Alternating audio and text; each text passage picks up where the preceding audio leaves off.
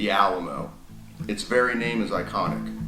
For generations of Texans and Americans, the Alamo has passed into legend as a nation-building myth, the gallant, hopeless last stand of 176 Texians against the entire Mexican army.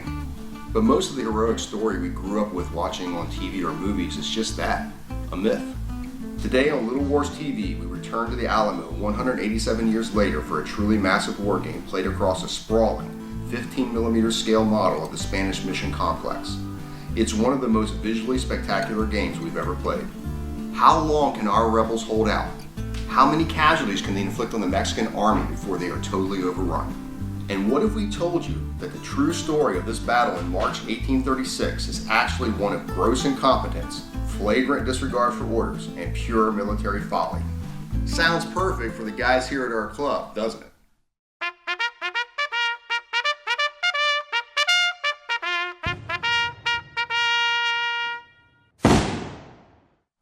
Before we start our Alamo Wargame, let's untangle the history from the myth-making. In the 1830s, the then territory of Texas was part of Mexico. Now, slavery is a sticking point, but there are a number of other long-simmering problems driving the Texas independence movement. In October 1835, those tensions exploded into armed insurrection against Mexican rule. Texas is sparsely inhabited at this time, and most of that population is clustered in the northeast, bordering the United States. The Alamo is located in the remote interior of the territory. In late 1835, several hundred overeager Texian rebels under Stephen F. Austin drive a Mexican detachment out of Behar and begin fortifying the Spanish Mission Complex called the Alamo. This was a frontier outpost, logistically isolated. And here's where the real story of the Alamo begins. It's a story of command failure and military incompetence. At the outbreak of hostilities, the Texian rebels are a mess. The provisional government is largely made up of powerful landowners who see each other as rivals, leading to endless backbiting and disagreement. There's no money, no army, and no unified command. Sam Houston is eventually named as commander of the regular army, but in late 1835, that army numbers in the hundreds, not the thousands, and the militia garrison occupying the Alamo refuses to accept orders from Houston. In January, a volunteer appears before Houston and offers to ride with 30 men to evacuate the garrison. That 40-year-old volunteer is Jim Bowie. Bowie's instructions from General Houston were clear. Sam Houston explained his strategy to the governor in a letter at the time. Colonel Bowie will leave here in a few hours for Bexar with a detachment of 30 to 40 men. I have ordered the fortifications of the town demolished. I will remove all of the cannons and other munitions, blow up the Alamo, and abandon the place. Houston's orders will be ignored. Upon arriving to the Alamo, Bowie succumbs to the naive enthusiasm of the local defenders, who number less than 100 men. They convince him to do the exact opposite of Houston's wishes and dig in. How Bowie could have found this a wise idea is beyond me, so I'll let him explain his decision. This is a letter he wrote directly to the provisional governor, bypassing Sam Houston. The salvation of Texas depends in great measure on keeping Bear out of the hands of the enemy. It serves as a frontier picket guard, and if it were in the possession of Santa Anna, there is no stronghold from which to repel him in his march toward the Sabine. We will rather die in these ditches than give it up to the enemy. Heroic words. Heroic, but foolish, and in direct defiance of Houston's orders. The simple fact is that the Spanish Mission Complex was ill-suited for defense. The walls are only about 10 feet tall on average, and the sprawling complex encompassed far too large an area for such a small garrison. The southern corner had a gaping hole in the perimeter, presenting a dangerous weak point that the defenders tried to patch up with a low wooden palisade. Worse yet, the center of the northern wall is an unfinished revetment, largely ignored by the defenders for the 2 months preceding the battle. Defending the Alamo was both tactically foolish and strategically inept. Bowie failed to account for Sam Houston's strategic view of the upcoming Mexican offensive. But Chal, the confusion was by no means limited to the Texian side. General Santa Anna, the then president of Mexico, assembled an army of 6,000 men to march into Texas and put down the rebellion. Just about everything that came next was a comedy of errors. His army may have vastly outnumbered the rebels, but it was made of raw conscripts, many of whom had never fired a musket. Santa Anna failed to assemble enough pack animals or transport. He brought too little ammunition, hardly any medical supplies, and no warm clothing for a winter offensive. He compounded these amateur errors by concentrating his largest column inland, taking the old San Antonio road through the back country where supplies and forage would be hard to come by. He sent a smaller column along the coast, but that's the route he should have taken with most of the army. On February 23, 1836, the church bells in Behar rang out. The leading elements of the Mexican army had arrived. By this time, a few more rebels had trickled into town, including a genuine celebrity, David Crockett. Crockett was an American frontiersman, adventurer, and briefly served in the U.S. Congress.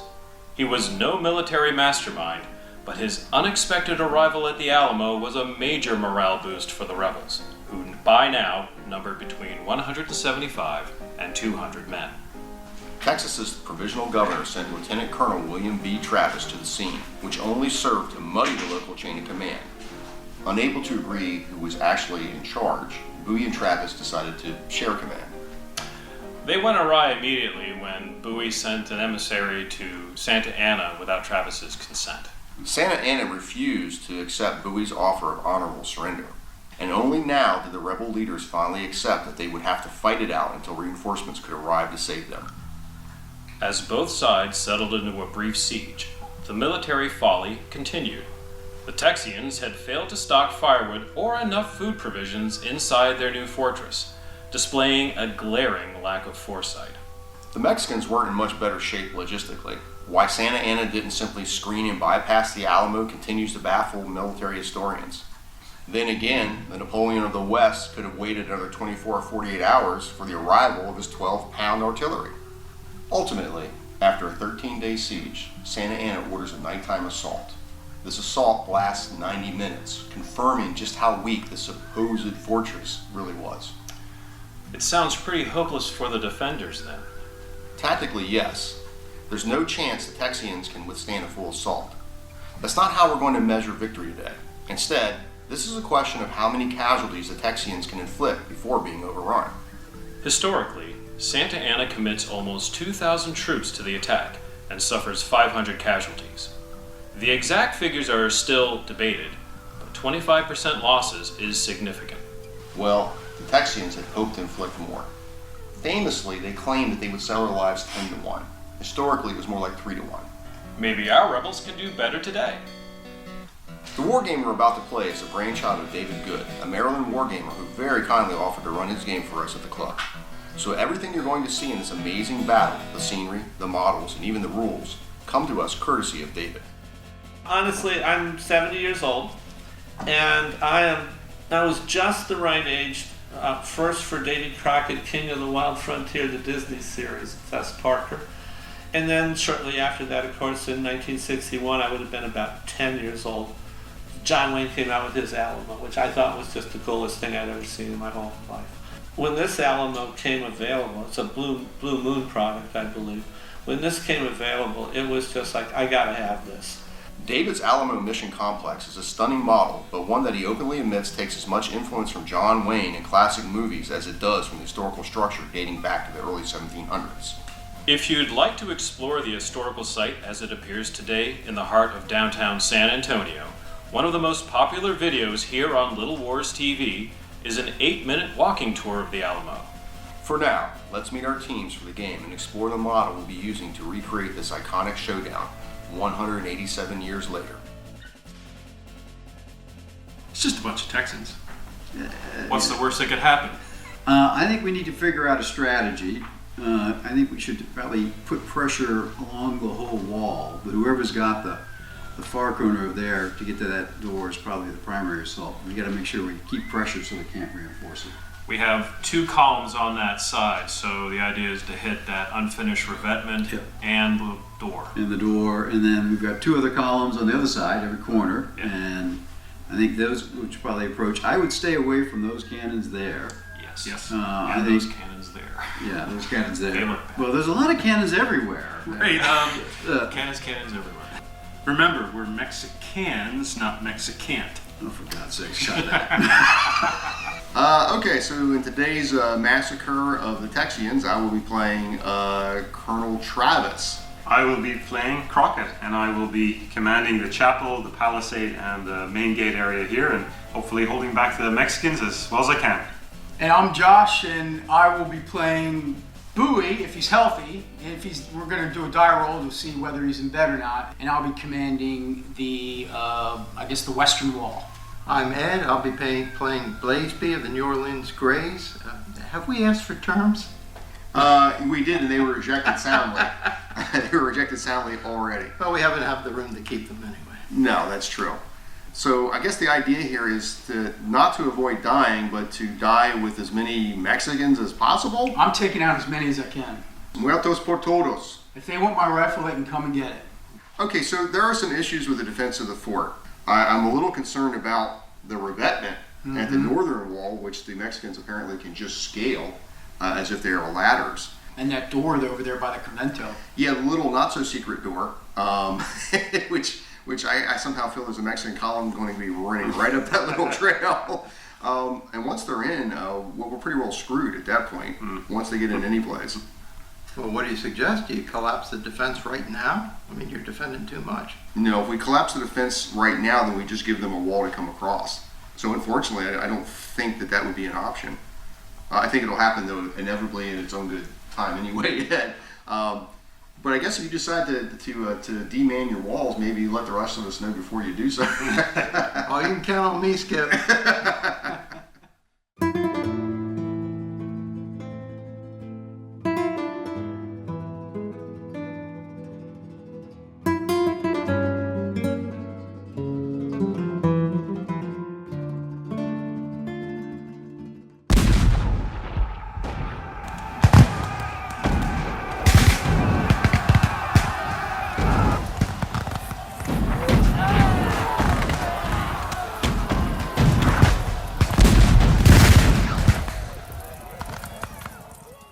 The final Mexican assault begins in the cold darkness, shattering the sky over the Alamo with flame and smoke. Immediately, on the opening turn of the battle, I order the garrison to scramble our meager reserves to man the walls at the most critical hotspots. Movement in this game is random, based on a sum total of 4 dice for the Texians. A decent initial roll gives our defenders 12 inches to react. And react we must, because it's immediately apparent that the Mexicans are not advancing in the direction I assumed. It had seemed all too obvious they would converge on the unfinished northern wall, which is where I positioned my own company with extra cannon. But the first wave of Mexican troops moved to avoid this weak point entirely. The southern end of the Alamo is another surprise, where Tom's column, opposite Crockett and our riflemen, chooses not to even enter the table. Tom is waiting, but for what? I can't shake the nagging suspicion this could be part of some clever Mexican strategy.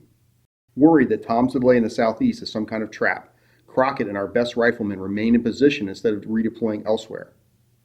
For this scenario, Crockett is rated as a hero, granting him special bonuses in shooting and combat. We need all the heroes we can get, because before the game began, Josh had to make a roll to see if Jim Bowie was healthy or bedridden, as he was historically. Okay, 1 die, 1d6, 5 or 6. This is for Bowie's health.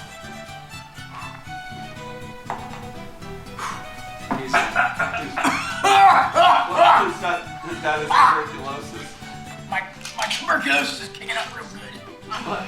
I'm gonna cower underneath the sheets. We won't have Bowie's services in today's version of the Alamo, but one of the Mexican objectives still involves killing all the rebel hero figures. We can hide Bowie anywhere in the Alamo, and what better place than in the gatehouse? This is where he was historically, which means it's probably the last place our opponents will think to look. There are other objectives for the Mexicans today. Each of the 4 Mexican commanders are competing with each other for the honor of capturing 5 different flags around the fort. They can also win glory by killing one of the 3 rebel heroes, or capturing our cannons. It's a foregone conclusion that my fellow rebels and I will not be able to hold off the entire Mexican army, but we can still win a strategic victory by turning the Alamo into a costly Pyrrhic victory for Santa Anna. How costly? Well, our game master David purposely hasn't told us. Very clever of him. Today's wargame is being played at 1-to-1 scale, so we have 176 Texians inside the Alamo, facing off against 552 Mexicans on the table, with the ability for them to recycle over 1,000 additional figures as losses mount. and just 2 turns into the game, losses are mounting rapidly for the attackers. The rules we're using are extremely fast and bloody. Before ever reaching the walls, the Mexicans have already suffered close to 200 casualties. In a later video, we'll talk to our game master, David Good, about the origins of the Alamo rule set. But the entire game fits onto a ruler. That's it. For shooting, each model simply rolls a die. The Mexicans hit on a 5 or 6, while the rebels have superior shooting. The cannons are even more deadly, with a heavy gun rolling 2 dice, adding the result and killing that number of figures. So just one blast from a cannon could kill up to a dozen men. Like I said before, this game is deadly and very fast. Despite their losses, on turn 3, Miles and Dave are the first columns to raise ladders against the wall. Both of them hit the west wall, which in hindsight I should have foreseen. This is our longest continuous wall and has the fewest number of cannon defending it. Josh and I shift every man we can spare to defend against the main Mexican threat, desperately hoping to repel the ladders. The situation on the other side of the Alamo is, much to my surprise, going extremely well for the Texians. Keith's column makes a direct beeline for the small door near the convento, but Ed's New Orleans Greys are absolutely tearing him apart.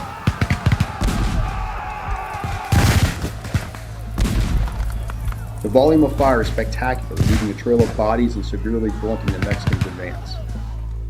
Against Crockett's palisade, Tom is finally on the table, but struggling to get his troops through the abattis. His light infantry, however, score the first victory points of the day by killing Davy Crockett with a lucky shot. Simon's hero is our first major casualty. In response, Simon quickly abandons the redoubt in front of the main gate, dragging 2 cannon inside the walls as a reserve. It's a smart move. The simple fact is that we have far too much space to defend and need to shrink our perimeter wherever possible to conserve resources. And our primary resource is men. Josh and I are enduring particularly heavy losses, but we still control all the walls, at least for now. We're desperately fending off Mexican ladders, but Miles is the one to gain the first foothold in my sector of the fort. And I left Well, you 2 can do guys that. out to work through That's it. our- That's my plan. is Well, I think no, they but will certainly- we got time. It's gonna take time. What he's got here is I can still, if I can still shoot again, then that Yeah. would Shoot during the shooting and then also man the ladder, like fight at the ladder too. 1, 2, 3. I think so. That's what it's All right, I'm gonna start assembling. This sucks. I don't know what you talk about. Things is going good on my end. My end too. Keith, your pain is our gain. Yes, Thank it is. you. Yeah, sure, you're welcome. I'm doing my job. I have 12 casualty counters out there, so I've lost 12 recycled units. Yeah. 12 stands of 16 troops each. Yes. It's single removal each. That's actually pretty impressive in 8 turns. I do my best. Yeah, I've lost about 8 markers, but I have lots of troops up and have an uncontested ladder, so I hope to get more on. Miles, you're doing pretty well. I've lost 6 stands, and I've got a fairly large force up there, and I've got enough of a force to swing around. You're ready to come pouring over. I mean, Yeah. it looks good. Yeah, down here we're tying up the Tennesseans. Started off slow. We've accumulated 4 casualty bases. But you've also inflicted one really important casualty. Yes, Yes. we had our lights sniping after Davy Crockett and got him after a couple turns. So I'm feeling pretty good, and I think we've taken about a third of the Texan forces out already, and Yes. we're not in the wall. So I think the pace of fire has slackened a lot, except of course for you, Keith. I was gonna say not on my end, but The Mexicans obviously didn't follow my advice, and they have not attacked the short wall and the northern wall, and they are concentrating on the west wall, and they are actually having success. They are actually in a position at this point that they are going to be over the wall probably this turn or at the latest next turn. Yeah, Bowie's sick, so he's in his bed. So Carey's commanding part of the west wall along with you, Travis. And yeah, so I've lost about over 50% of casualties for my men. I've taken out 120 Mexicans for my 20 Texans that fell. Yeah, my palisade here is being assaulted by Tom's Mexicans. I've been killing a lot of them, but he's definitely beginning to get a little bit of the foothold. David Crockett is dead. I'm beginning to set up a kind of a fallback position with a couple of artillery pieces that just won't fit on the wall right now. And so when they come over the wall, I'll just be pulling those cords and letting it rip. Give them hell. Just as I predicted, the small breach Miles created in the northwestern corner is like a crack in the dam. Within a turn, the crack bursts wide open and a flood of Santa Anna's troops are pouring through. Josh and I simply lack the reserves to stem the tide. Every man we have to spare is already engaged elsewhere. What can be done? Briefly, I consider a possible retreat back to the convento to link up with Ed, but there's just too much open courtyard for me to cover. Instead, I make my last stand at the northern redoubt and buy as much time as possible for the rest of the garrison to fall back. I do have 3 cannon and a handful of men, including Travis himself. Miles makes an initial rush that I'm able to repulse. The northern redoubt holds. But Keith's column is now over the eastern wall behind me, scaling the long barracks and dropping down into the courtyard to surround my last position.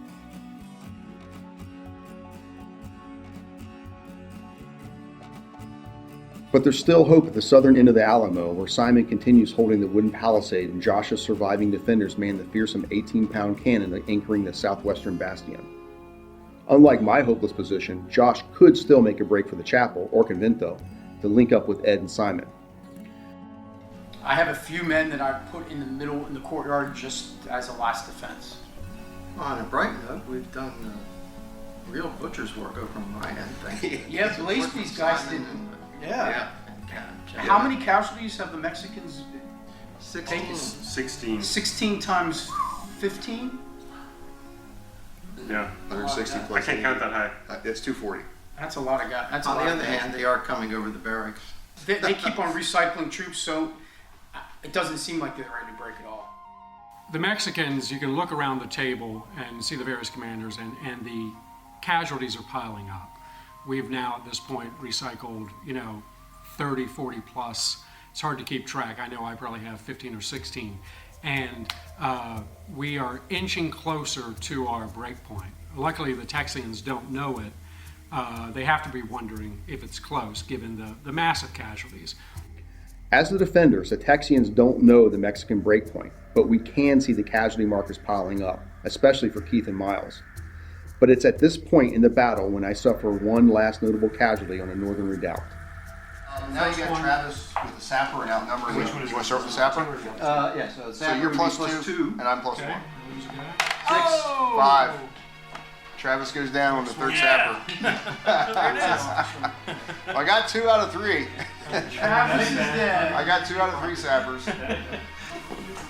The real shame of this is nobody's actually going to miss this guy. Historically, evidence suggests William Barrett Travis died very early in the fighting, shot and killed manning the northwestern wall. But in our game, he is hacked down by Mexican sappers on the redoubt's rampart after killing 3 of them. He's one of my last models.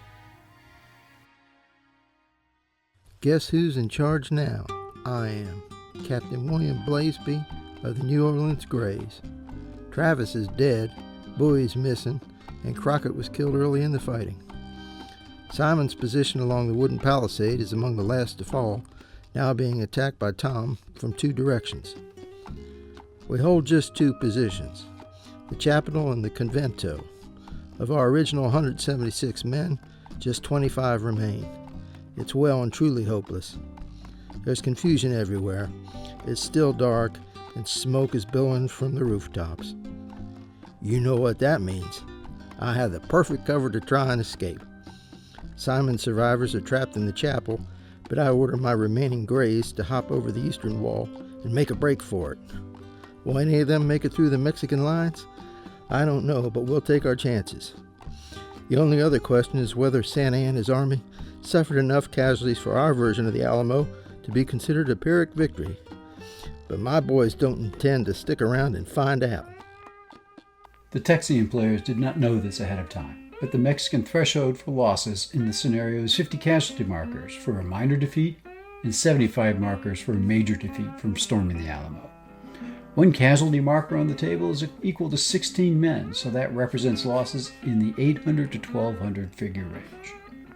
And when the losses were tallied in our wargame, yes, we had taken the Alamo, mi amigos, but at too high a cost. The battle will turn into legend, inspiring more rebels to take up arms against me, General Santa Anna, the Napoleon of the West. I am told the Texians are encamped along some local creek to the east.